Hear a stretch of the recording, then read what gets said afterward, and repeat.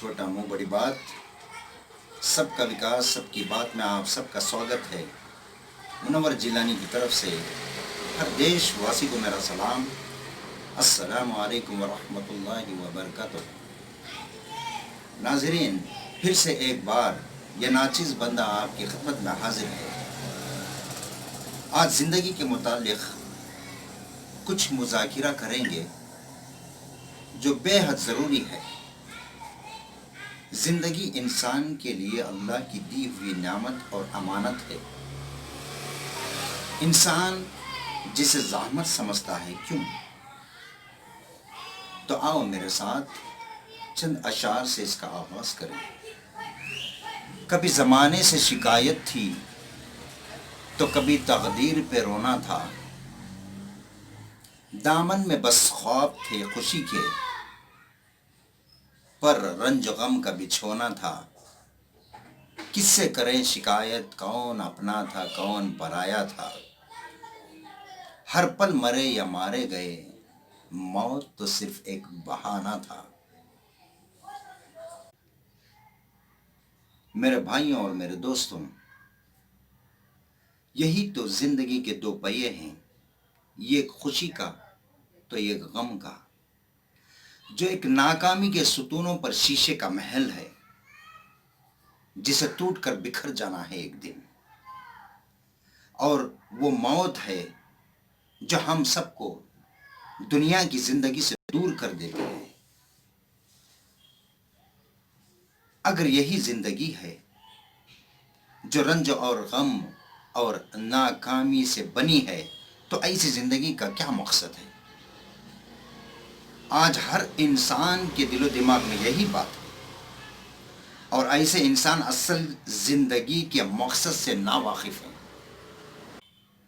یہ لوگ زندگی کے سکے کا ایک پہلو دیکھ رہے ہیں، جو اکثر لوگوں کو مایوسی کے سمندر میں ڈبو دیتا ہے،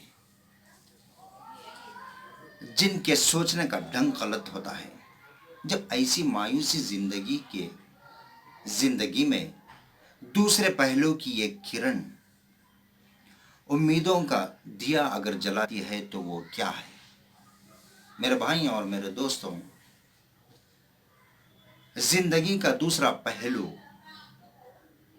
خوشیوں سے، سکون سے، رحمتوں سے اور برکتوں سے بھرا پڑا ہے، اور ہر قدم پر کامیابی ہی کامیابی ہے، چاہے وہ دنیا کی ہو یا آخرت کی ہو۔ وہ ہے ایمان۔ ہاں میرے بھائیوں اور میرے دوستوں، اگر ہماری زندگی اللہ کے احکام کے مطابق ہو، حضور صلی اللہ علیہ وسلم کے بتائے ہوئے طریقے پر ہو، اور ہماری زندگی شریعت پر مکمل ہو، تو انشاءاللہ دونوں جہاں میں کامیابی ہوگی اور دنیا ہمارے قدموں میں ہوگی۔ اب جو انسان زندگی کے سکے کا جو پہلو دیکھے گا، وہ وہی پائے گا۔ کبھی کبھی ایسا لگتا ہے کہ نظر آتی ہوئی پریشانیاں اور مصیبتیں ایک پہاڑ کے مانند ہیں، جو ایک دن ہم سب پر ٹوٹ پڑنے والی ہیں، اور یقیناً یہ ہماری بدعمالیوں کا نتیجہ ہے، اور اپنی زندگی کے مقصد کو بھولنے کا نتیجہ ہے، اور اللہ کی طرف متوجہ ہونے کا ایک موقع ہے۔ مصیبتیں کسی بھی روپ میں کیوں نہ ہو، چاہے وہ اسلام کی ترقی کے خلاف کے روپ میں ہو، چاہے وہ شریعت میں مداخلت کے روپ میں ہو، چاہے وہ اذان کے خلاف کے روپ میں ہو، چاہے وہ بڑھتی ہوئی قوم کی تعداد کے خلاف کے روپ میں ہو، چاہے وہ مسلمانوں کی جانی اور مالی ترقی کے خلاف کیوں نہ ہو، چاہے وہ مومن عورتوں کے پردے کے خلاف کے روپ میں کیوں نہ ہو، چاہے وہ تنگ دستی ہو یا رسوائی ہو، چاہے وہ خود کی مصیبتیں اور پریشانی کیوں نہ ہو، چاہے وہ بے برکت والی زندگی کیوں نہ ہو، یہ ناکامیابی ہماری تقدیر بن چکی ہو، چاہے جو بھی موجودہ حالات ہوں، یہ سب ہمارے بدعمالیوں کا نتیجہ ہے۔ ان سے بچنے کی ایک ہی ڈھال ہے، وہ ہے امن اور انسانیت کا، جو ہمارا مذہب سکھاتا ہے۔ میرے بھائیوں اور میرے دوستوں، انسان اپنی زندگی اپنی مرضی کے مطابق نہیں بلکہ خالق و مالک کی مرضی کے مطابق زندگی کو گزارنا چاہیے۔ اللہ فرماتا ہے، قرآن کا ارشاد ہے، وَلَنُذِيقَنَّهُم مِّنَ الْعَذَابِ الْأَدْنَىٰ دُونَ الْعَذَابِ الْأَكْبَرِ لَعَلَّهُمْ يَرْجِعُونَ۔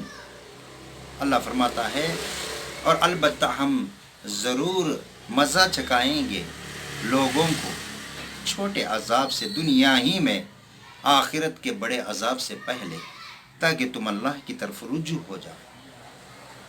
میرے بھائیوں اور میرے دوستوں، یہ عذاب کب آتا ہے؟ اللہ فرماتا ہے، قرآن کا ارشاد ہے، الذین ینقضون عہد اللہ من بعد میثاقہ ویقطعون ما امر اللہ بہ ان یوصل ویفسدون فی الارض اولئک هم الخاسرون۔ بھائیوں اور میرے دوستوں، جب اللہ کے بندے اللہ کے عہد کو توڑتے ہیں، اللہ کے حکم کو کاٹتے ہیں اور دنیا میں فساد مچاتے ہیں، اللہ فرماتا ہے یہی وہ لوگ ہیں جو خسارہ پانے والے ہیں، نہ انہیں دنیا میں کامیابی ملے گی اور نہ آخرت میں کوئی ان کا حصہ ہے۔ اور دوسری جگہ فرماتا ہے، اللہ فرماتا ہے، قرآن کا ارشاد ہے، وَلَنَبْلُوَنَّكُمْ بِشَيْءٍ مِّنَ الْخَوْفِ وَالْجُوعِ وَنَقْصٍ مِّنَ الْأَمْوَالِ وَالْأَنفُسِ وَالثَّمَرَاتِ وَبَشِّرِ الصَّابِرِينَ۔ میرے بھائیوں اور میرے دوستوں، جب بھی مصیبتیں پریشانیاں آتے ہیں، یہ اللہ کی طرف سے ایک آزمائش ہوتی ہے۔ اللہ چاہتا ہے کہ میرے بندے میری طرف رجوع ہو جائیں، تو اللہ فرماتا ہے، وَلَنَبْلُوَنَّكُمْ بِشَيْءٍ مِّنَ الْخَوْفِ، اور البتہ ہم ضرور آزمائیں گے تم کو چند چیزوں سے، من الخوف، خوف سے۔ میرے بھائیوں اور میرے دوستوں، آج ہر ایک ہمارا بھائی یہ اچھی طرح سے جانتا ہے کہ آج کل کیسی کیسی مصیبتیں، کیسی کیسی پریشانیاں ہمارے سر پر آ کھڑی ہیں۔ خوف، فلاں کا خوف، اس کا خوف، کبھی پولیس کا خوف، کبھی کمانے کا خوف، کبھی نقصان کا خوف، کبھی بے عزت ہونے کا خوف، مال کا لٹ جانے کا خوف، کئی قسم کے خوف ہیں۔ اللہ خوف میں ڈال کر آزمانا چاہتا ہے کہ میرا بندہ کیا کرے گا۔ جب اللہ اپنے بندے کو بھوکا رکھے گا، بھوکا رکھ کر دیکھے گا کہ اپنی بھوک مٹھانے کے لیے حرام کا حلال کا لحاظ اور تمیز رکھتا ہے یا نہیں۔ کھائے گا تو کیا کھائے گا، حلال کا کھائے گا یا حرام کا کھائے گا، کسی کو دھوکہ دے گا؟ تو البتہ ہم ضرور آزمائیں گے چند چیزوں سے، خوف سے، وَنَقْصٍ مِّنَ الْأَمْوَالِ وَلَنَبْلُوَنَّكُمْ بِشَيْءٍ مِّنَ الْخَوْفِ وَالْجُوعِ، خوف سے، بھوک سے، مال میں نقصان سے، پھلوں کی بربادی سے، سب سے آزمائیں گے۔ وَنَقْصٍ مِّنَ الْأَمْوَالِ وَالْأَنفُسِ وَالثَّمَرَاتِ وَبَشِّرِ الصَّابِرِينَ۔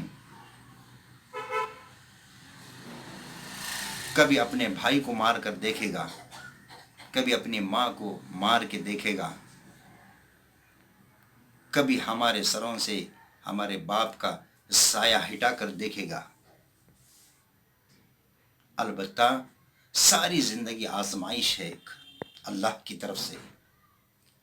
اللہ فرماتا ہے کہ دیکھو، میں نے تمہیں پیدا کیا ہے اپنی مرضی کے مطابق زندگی گزارنے کے لیے نہیں، بلکہ میرے احکام کے مطابق آپ سب کو زندگی گزارنا ہے۔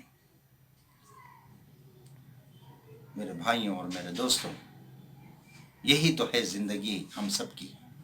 اگر ہماری زندگی اللہ کے مطابق، اللہ کے احکام کے مطابق، حضور صلی اللہ علیہ وسلم کی زندگی کے طریقے کے مطابق، اور ہماری پوری کی پوری زندگی شریعت پر مکمل ہو، تبھی تو کامیابی ہے، تو وہی تو ایمان ہے۔